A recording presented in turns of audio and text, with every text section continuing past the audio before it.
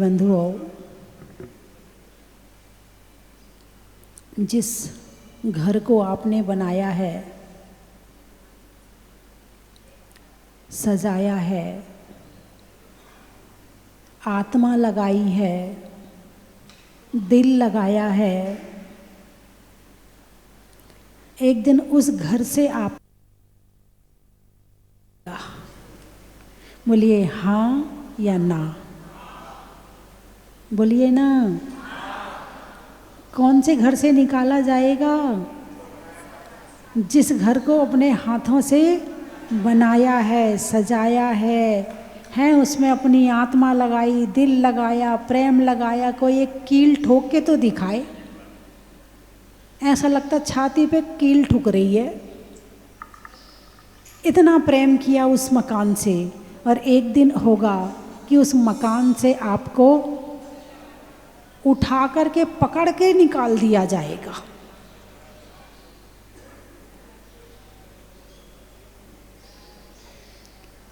पड़े पड़े निकलोगे, खड़े खड़े नहीं निकलोगे, तो पड़े पड़े निकलना पड़ेगा।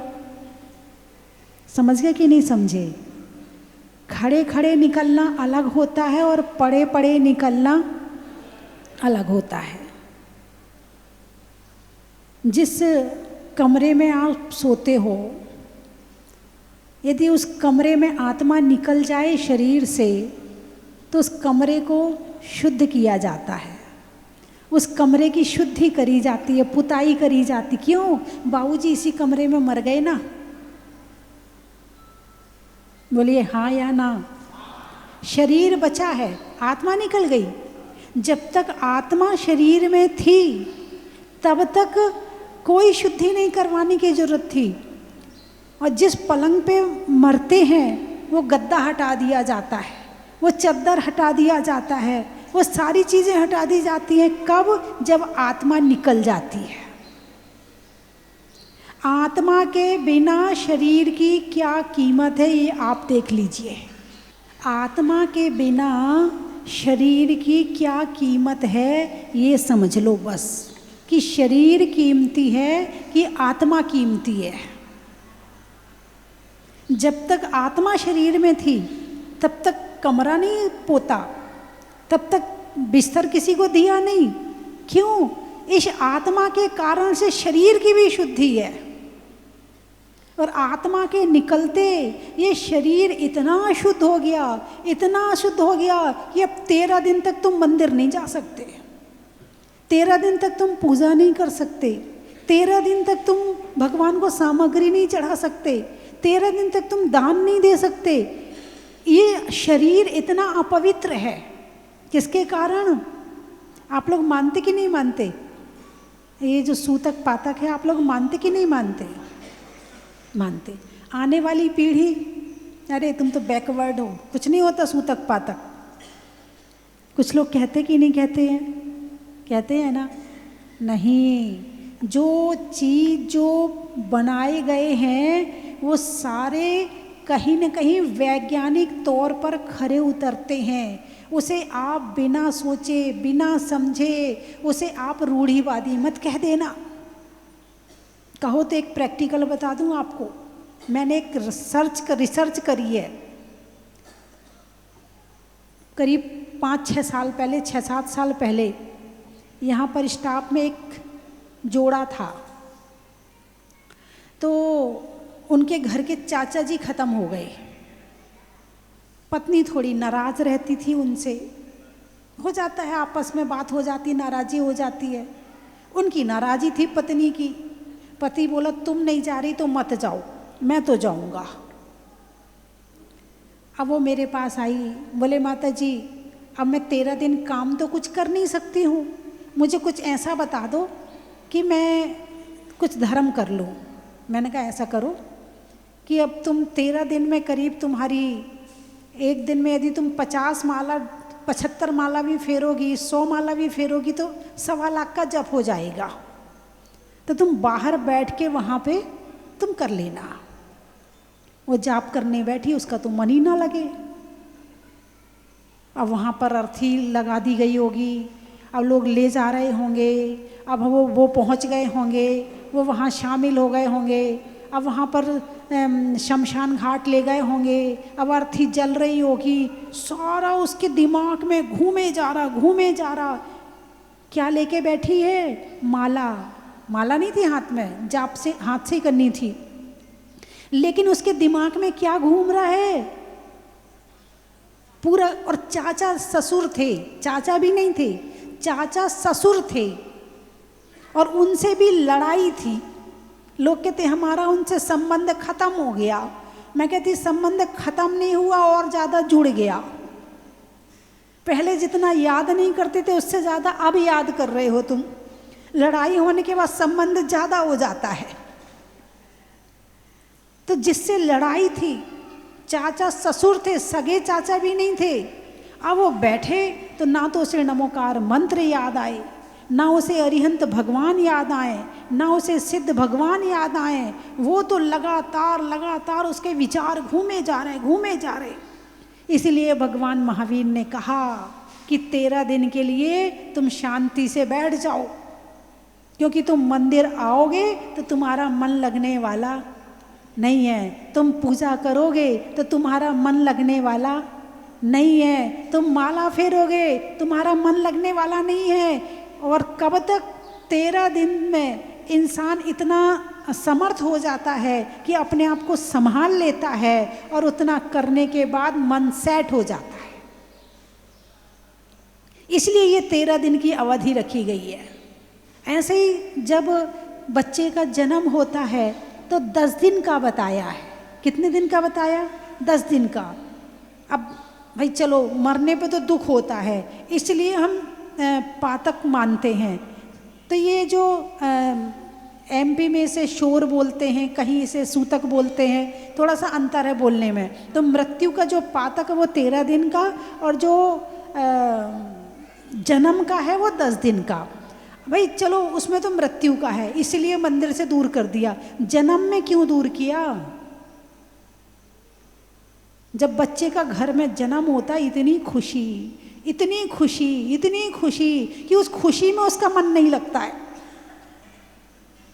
हाँ, जितनी इफेक्टिव दुख है उतना ही इफेक्टिव सुख है। यदि दुख में मन नहीं लग रहा है तो सुख में भी मन नहीं लगता है। ये तो शादी का पता नहीं कैसे नहीं बताया है, वरना शादी होती जिसके घर में उसका भी मन नहीं लगता है। ना पूजा में मन लगता है, ना पाठ में मन लगता है, ना किसी चीज़ में मन लगता है, उसमें नहीं बताया। फिर भी उसमें कंट्रोल कर सकते हो, लेकिन जन्म में और मरण में तो आप अपने आप को कंट्रोल कर ही नहीं सकते हो। इसलिए जन्म और मरण का सूतक बताया। ये शारीरिक तौर पे कम है और मानसिक तौर पे ज़्यादा है, और दोनों सबके साथ होते हैं, अकेले नहीं होते। जब दुख होता है, किसी की मृत्यु होती है, सारे लोग इकट्ठे हो जाते। वैसे कभी पूछा ना हो, वैसे कभी बात ना करी हो, लेकिन यदि मृत्यु हुई है उसमें जरूर चले जाते हैं। क्यों चले जाते हैं? क्योंकि ज़्यादा दुख और ज़्यादा सुख व्यक्ति अकेला सहन नहीं कर सकता है। उसके अंदर क्षमता नहीं कि वो अकेले सहन कर पाए। उसके लिए समाज होती है, उसके लिए रिश्तेदार होते हैं। कब काम आते हैं रिश्तेदार? ऐसे समय में काम आते हैं जब अकेला सहन ना कर पाए, तब वो आ गया। तो अब मृत्यु से दिमाग हट के उसमें लग गया। अच्छा, वो भी चाचा जी भी आ गए, अच्छा ताऊ जी भी आ गए, अच्छा मामा जी भी आ गए, अच्छा नानी भी आ गई, अच्छा नाना भी आ गए, अच्छा मौसा भी आ गई, अच्छा मौसी। दिमाग मरने से हट के उसमें लग गया। समझ में आ कि नहीं? अब उसमें लग गया तो थोड़ी देर के लिए वो अपने आप को संभाल लेता है और अपना दुख कह लेता है, अपना दुख बोल लेता है, और बोल करके कम कर लेता है। ये इसको समझा लेते, वो उसको समझा लेते हैं। ऐसे 13 दिन में वो व्यक्ति अपने आप को जीने लायक कर लेता है। यदि कोई ना हो तो पहला दिन यदि अकेला बिताना पड़े तो हो सकता कि वो आत्महत्या भी कर ले। लेकिन समाज है, रिश्तेदार हैं, परिवार है, कुटुंब वाले हैं, ये सब इन्हीं दिनों काम आते हैं। ये मत करना, हमें उनसे कोई मतलब नहीं है। क्या है, कुछ नहीं होते रिश्तेदार, क्या करेंगे ये रिश्तेदार, कुछ नहीं कर लेते, बातें बनाते और कुछ नहीं करते। नहीं, ये रिश्तेदार ही समय पर काम आते हैं। इसलिए व्यवहार बना के चलना, रिश्तेदारी बनाकर चलना, तोड़ के मत चलना। आजकल के बच्चे, घर में कोई रिश्तेदार आए, दरवाज़ा बंद करके बैठ जाते, हमें नहीं मिलना, तुम ही मिलो अपने रिश्तेदार से। शादी में जाना हो, तुम ही जाओ अपने रिश्तेदार के यहाँ, हमें नहीं जाना है। ऐसे ऐसे करके धीरे धीरे रिश्तेदारी कम होती जा रही है और वो एकल परिवार होने वाला है। और हो गया, वैसे तो बहुत तरह से विचारों में आ गया, मतलब हो गया। हर लड़की चाहती है सास नहीं चाहिए, ससुर नहीं चाहिए, नंद नहीं चाहिए, अकेला लड़का चाहिए। अब अकेला लड़का मिल गया, अब लड़ाई इतनी होती कि अब वो भी नहीं चाहिए। जिसे सास ससुर नंद भाभी नहीं चाहिए, देवरानी जेठानी चाहिए, वो अपने पति के साथ भी नहीं टिक सकती है। और जो सास ससुर नंद भाभी के साथ रह लेगी, वो अपने पति के साथ भी रह लेगी। भाई क्यों चाहिए परिवार? वही बात है, जब लड़ाई होती है आपस में, दुख होता है, अब किससे कहें। अब घर में ससुर है, सास है, नंद है, देवरानी जेठानी, कह के हल्का कर लिया, वो आया, मन शांत हो गया, चलो फिर से जिंदगी जीनी शुरू कर दी। पति को गुस्सा आया, बाहर गया, दुकानदारी करी, इधर उधर बातें करी, वो ठीक हो गया, वो आए, दोनों ठीक हो गए। अब यदि घर में कोई ना हो तो ये लड़ाई चौगनी बढ़ जाएगी। क्या होगा? चौगनी बढ़ जाएगी।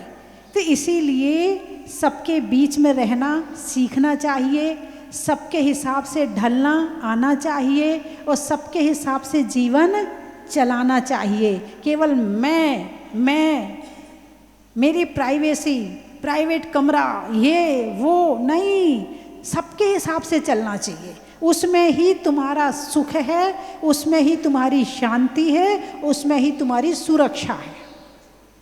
और अकेले रहने में असुरक्षा बहुत है, बहुत टेंशन है। इसलिए सबके साथ रहना चाहिए, सबकी बात मान के चलना चाहिए। चलिए, बात चल रही थी मृत्यु की, कि जिस घर को आपने बनाया है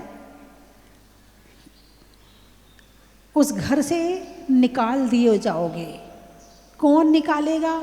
जिस परिवार को आपने बनाया है वो परिवार ही निकालेगा। कौन निकालेगा? जिस परिवार को बनाया है वो परिवार ही आपको उठा के बाहर निकाल देगा। एक बार की बात है, एक पिताजी मर कर के व्यंतर बन गए। कोठी से मोह बहुत था, बहुत मेहनत करी थी, करोड़ों रुपए लगाए थे, पैसा कमाया था, तो वो मर कर के व्यंतर बने। व्यंतर बने तो जिससे प्रेम होता वहीं आते हैं, अपनी कोठी में आ गए। अब कभी कभी दिखने लगे तो बच्चे गए, बोले वो हमारे पिताजी की व्यवस्था कर दो। बोले क्या हुआ? बोले दिखते हैं कभी कभी।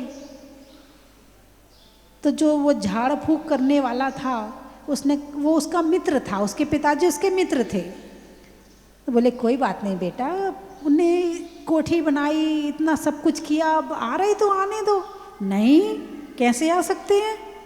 अच्छा चलो एक काम करो, पिताजी का एक कमरे पे नाम लिख दो और मैं यहाँ से व्यवस्था कर दूंगा कि पिताजी आप इस कमरे में रह लिया करो। ना ना, एक कमरा भी नहीं दूंगा। अच्छा चलो कोई बात नहीं, वो तुमने छत पे बाथरूम बनाई है, उस पे पिताजी का नाम लिख दो और मैं व्यवस्था कर दूंगा कि पिताजी उस कमरे में ही आएंगे जाएंगे, उससे बाहर नहीं आएंगे जाएंगे। ना, बिल्डिंग में नज़र ना आ जाए, ऐसी व्यवस्था करो। मरने के बाद एक बाथरूम भी मिलने वाली नहीं है। तुम कितना कर लेना बच्चों के लिए, रिजल्ट क्या है? लेकिन मोह करवा रहा, मेरा बेटा, मेरा पोता, मेरा ये, मेरा वो। नहीं नहीं, आपकी बात नहीं कर रही, ये घर घर की कहानी है ना। तो घर बनाया, मकान बनाया, दुकान बनाई, जरूरी है। आपका जो ये जीवन चल रहा है, इस जीवन यापन के लिए ये सब चीज़ें जरूरी हैं, क्योंकि इसके बिना भी गृहस्थ जीवन नहीं है। कहते हैं यदि साधु के पास 2 कौड़ी है तो वो 2 कौड़ी का नहीं, और श्रावक के पास 2 कौड़ी नहीं तो वो 2 कौड़ी का नहीं। आपके लिए, आपको धन की ज़रूरत है, आपको प्रभावना भी करनी है, आपको मंदिर भी बनाना है, आपको बच्चों का पालन पोषण करना है, आपको बच्चों को पढ़ाना है, लिखाना है, योग बनाना है, भगवान महावीर की परंपरा को आगे बढ़ाना है, ज़रूरत है। लेकिन उसके साथ साथ अपनी व्यवस्था भी देख के चलना, क्योंकि बिना पैसे के आपका जीवन नहीं है ना।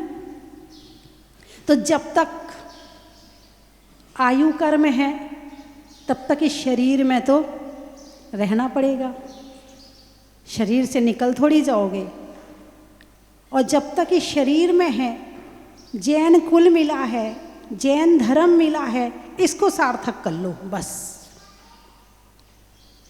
तो जो मैंने कहा था कि जब शरीर से आत्मा निकल जाए तो शरीर की क्या हालत होती है ना। एक डिब्बी में हीरा रखा है, अब उस हीरे की, उस डिब्बी की कितनी कीमत है बोलिए? संभाल के रखोगे नहीं रखोगे ये? क्यों? उसमें हीरा रखा हुआ है, हीरा निकाल लिया, अब उस डिब्बी की क्या कीमत है? संभालोगे नहीं है? कब तक उसकी कीमत है? शरीर क्या है? डिब्बी। आत्मा क्या है? हीरा। इस शरीर की कीमत किससे है? आत्मा से। आत्मा के लिए क्या करते हो और शरीर के लिए कितना करते हो? बोलिए ना। डिब्बी चमकती हुई है, सुंदर है, हीरा छोटा सा है। एक बच्चे को यदि उसके सामने रखो हीरा और डिब्बी, वो क्या उठाएगा? बोलिए ना। डिब्बी उठाएगा। और एक बड़ा आदमी होगा, वो क्या उठाएगा? हीरा उठाएगा। अब आप बच्चे हो या बड़े हो? आप किसको ज़्यादा टाइम दे रहे हो? किसके लिए जी रहे हो? शरीर के लिए कि आत्मा के लिए? किसको सजाते हो, आत्मा को या शरीर को? मैं रोज़ इस पर चोट मारती हूँ, रोज़ कहती हूँ, ये ज़्यादा से ज़्यादा दिमाग किस में लगाते हो? आत्मा के लिए या शरीर के लिए? शरीर के लिए। तो आप बच्चे हो या बड़े हो?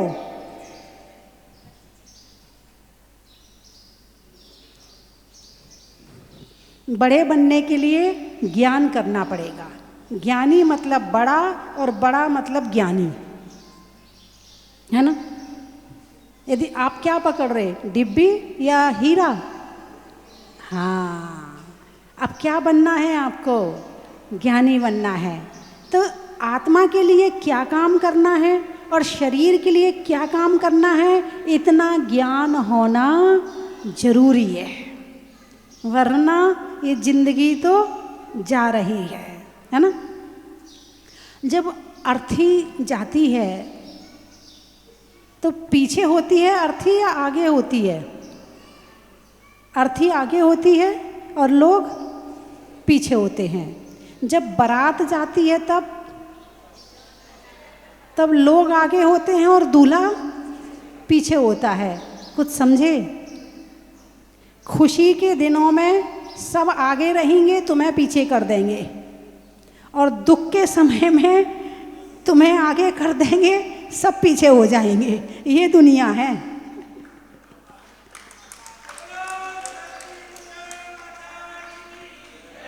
इस दुनिया से उतना ही प्रेम करना जितना जरूरी हो, उससे ज़्यादा तो भगवान से करो तो तुम्हारे काम आएंगे।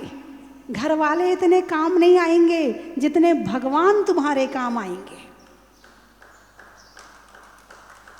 तुम्हारी आत्मा तुम्हारे काम आएगी, तुम्हारा ध्यान तुम्हारे काम आएगा, तुम्हारा स्वाध्याय तुम्हारे काम आएगा। तुम घर के चक्कर में ना स्वाध्याय करते हो, ना ध्यान करते हो, ना पूजा करते हो, ना पाठ करते हो, ना भक्ति करते हो, ना सेवा करते हो, ना आहार देते हो, कुछ नहीं करते घर के चक्कर में। और एक दिन वो घर ही तुम्हें निकाल देगा और फिर फुटपाथ पे आ जाओगे। देखो, जिसके पास पैसा होता है तो अच्छा मकान मिल जाता है, और पैसा ना हो तो कहाँ रहता है? मकान भी नहीं है, दुकान भी नहीं, कहाँ रहेगा? फुटपाथ पर। फुटपाथ पर रहने के कोई पैसे नहीं है, हाँ या ना? हैं? ऐसे ही पुण्य है तो अच्छा शरीर भी है, धन भी है, सब कुछ है, और पुण्य नहीं है तो फिर त्रियांश गति का फुटपाथ पड़ा है, वहीं पहुंच जाओगे। बात समझ में आई कि नहीं आई?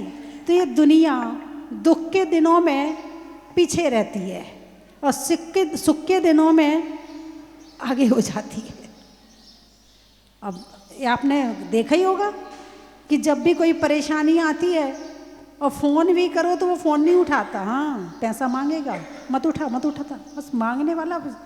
हाँ, आजकल परेशान है ज़्यादा, वापस थोड़ी करेगा, है क्या इसके पास में जो पैसा वापस करेगा?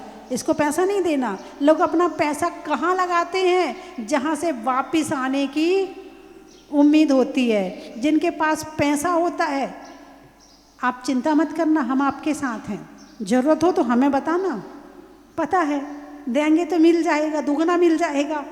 और जिसके पास नहीं उससे कह के बताओ जरा, ज़रूरत हो तो बताना मुझे। अरे बोलिए ना, हैं? उसके तो दुख के दिन चल रहे, अब बताओ कौन रिश्तेदार काम आएगा?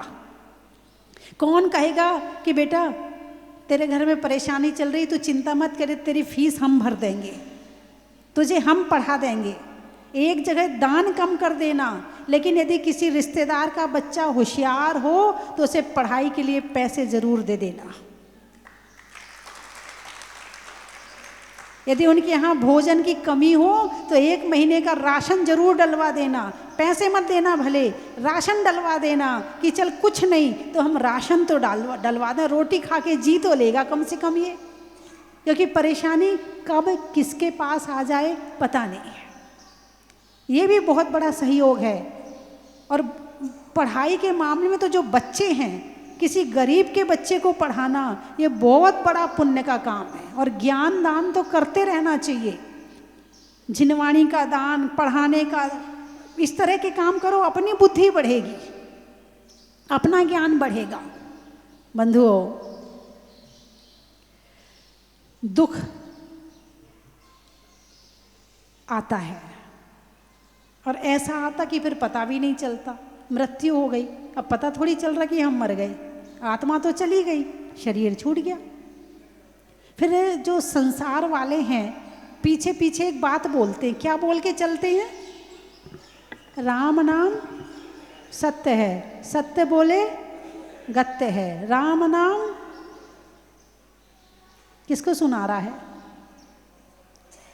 ये दुनिया किसको सुना रही है? 40 साल पहले उससे कहता, 20 साल पहले, 10 साल पहले कहता, भैया राम का नाम सत्य है, अपना कल्याण कर ले, हम लोग तेरे काम नहीं आएंगे, राम का नाम ही सत्य है, और जो राम का नाम लेगा उसकी गति सुधर जाएगी। तो बेचारा वो तुमसे मोह छोड़ के कुछ धर्म कर लेता।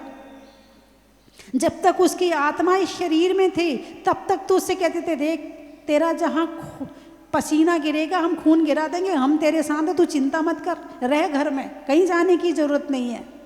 अरे बोलिए ना, तब तक तो अपना अपना अपना अपना करते हैं, और जब उसमें से सुनने वाला चला जाता है तब कहते राम नाम सत्य है। भाई पहले सुना देता कि राम का नाम ही सत्य है और कुछ सत्य नहीं है। आगे आगे अपनी ही अर्थी के गुनगुनाता चलूं। भजन सुना आप लोगों ने? कहो तो सुना दूं। आगे आगे अपनी ही अर्थी के गुनगुनाता चलूं, सिद्ध नाम सत्य है, अरिहंत नाम सत्य है। राम कहो, सिद्ध कहो, क्योंकि राम भी सिद्ध बन चुके हैं, है ना। आगे आगे अपने ही अर्थी के गुनगुनाता चलूं, सिद्ध नाम सत्य है, अरिहंत नाम सत्य है। पीछे पीछे दूर तक दिख रही जो भीड़ है, पंछी साख से उड़ा खाली पड़ा नीड़ है। सृष्टि सारी देख लो पर्याय ही अनित्य सत्य है, सिद्ध नाम सत्य है, अरिहंत नाम सत्य है। आगे आगे अपनी ही अर्थी के गुनगुनाता चलूं। बोलिए जोर से, सिद्ध नाम। जिनको मेरे सुख दुखों से कुछ नहीं था वास्ता, जिनको मेरे सुख दुखों से कुछ नहीं था वास्ता, उनके ही कांधों पे मेरा कट रहा है रास्ता, उनके ही कांधों पे मेरा। आँख जब मूंदी तो कोई शत्रु है न मित्र है, आँख जब मूंदी तो कोई। सिद्ध नाम सत्य है, अरिहंत नाम। आगे आगे अपनी ही अर्थी के गुण। सिद्ध नाम। आपके अनुरागी को आज ये क्या हो गया, जिस क्षण चिता पे चढ़ा मौन कैसे हो गया। सारी जिंदगी चुप करते रहे, चुप ही नहीं हुआ, हमसे मौन नहीं लिया जाता, हमसे मौन नहीं लिया जाता। अब बोला नहीं जाता। आपके अनुरागी को आज ये क्या हो गया, जिस क्षण चिता पे चढ़ा मौन कैसे हो गया। ये अनादि वो अनादि भूल का ही कृत्य है, ये अनादि काल की भूल का ही कृत्य है। सिद्ध नाम। आगे आगे अपनी ही अर्थी के गुनगुनाता चलूं। सिद्ध नाम सत्य है। अब क्या कहती है वो आत्मा, मैं तुम्हारे वंश से भटका हुआ हूँ देवता। किसके वंश के हैं हम? भगवान के वंश के हैं, महावीर के वंश के हैं। मैं तुम्हारे वंश से भटका हुआ हूँ देवता। बोलिए, मैं तुम्हारे वंश से पर्याय में आकर सब कुछ मैं भूलता, पर्याय में आकर सब कुछ मैं भूलता। ये अनादिकाल की भूल का ही कृत्य है, ये अनादि। सिद्ध नाम सत्य है।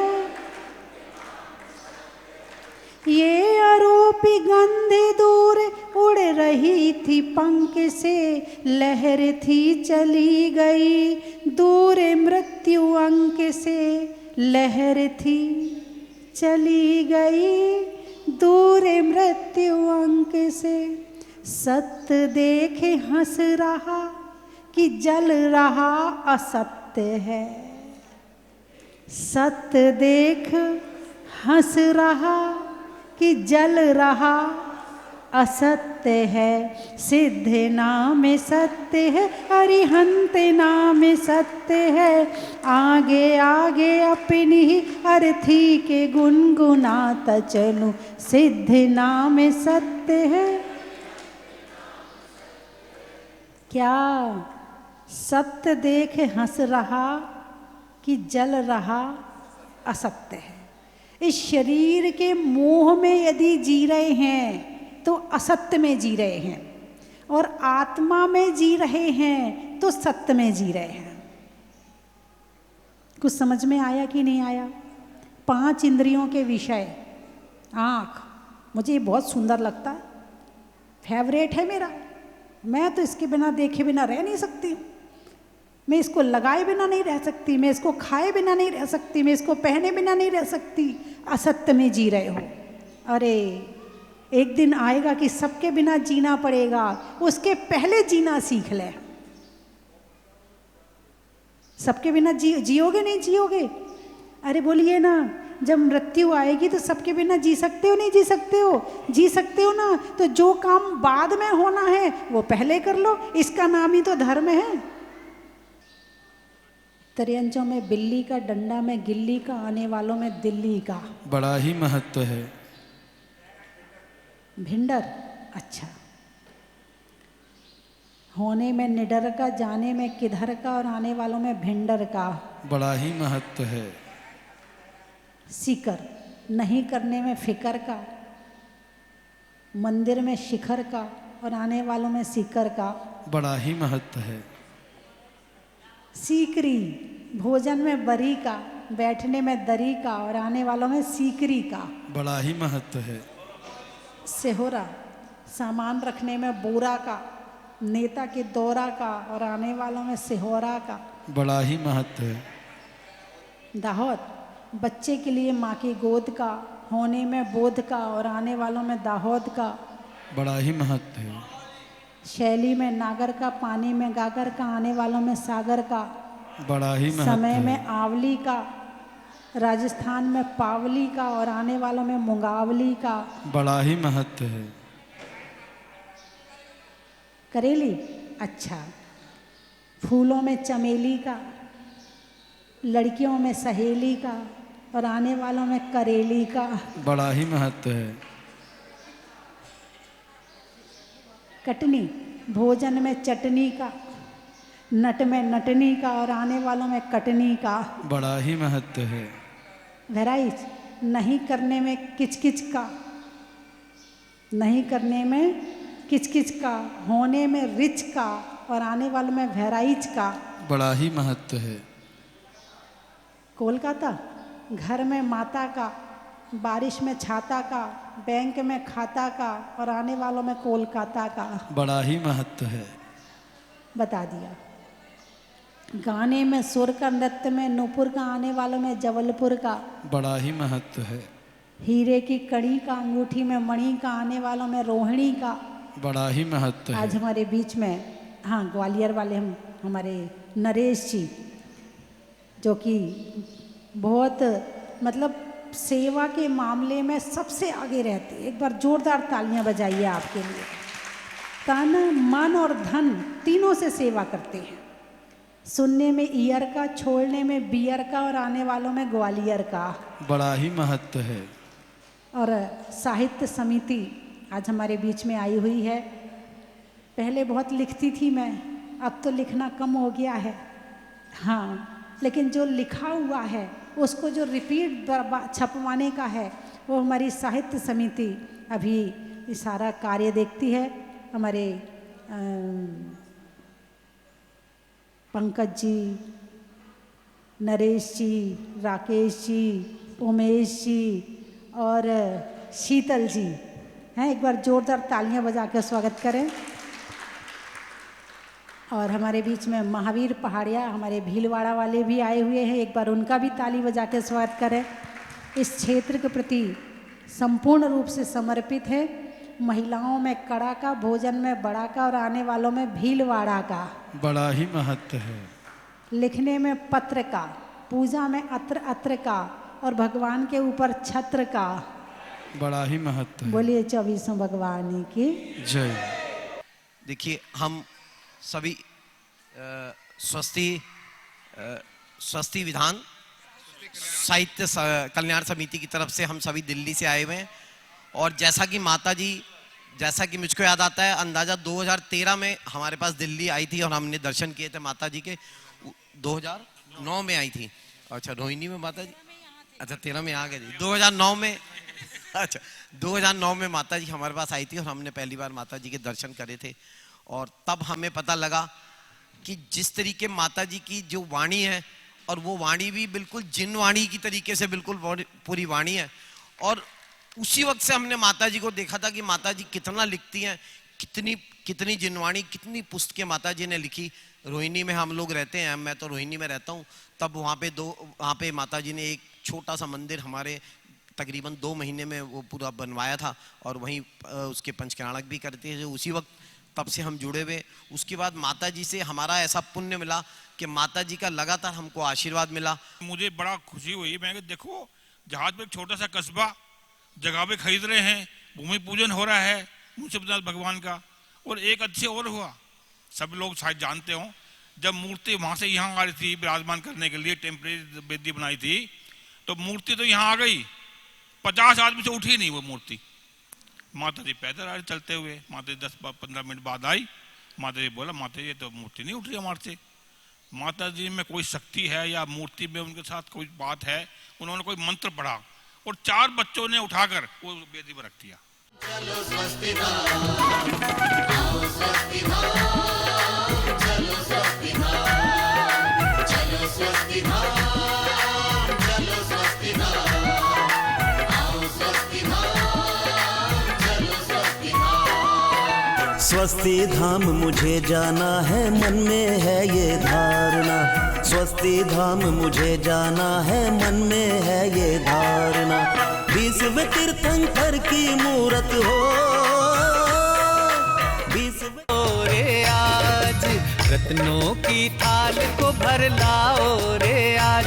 आओ आओ करे रे गुणगान आरती भगवन की।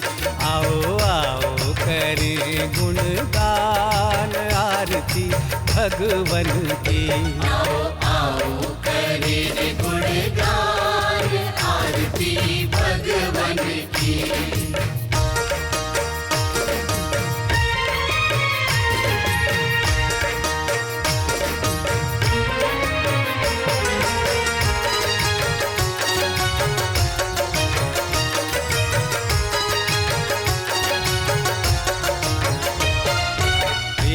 सुमित्र के राज दुलारे, माँ पद्मा जी के नैनों के तारे। पिता सुमित्र के राज दुलारे, माँ पद्मा जी के नैनों के तारे। राजगृही में जन्म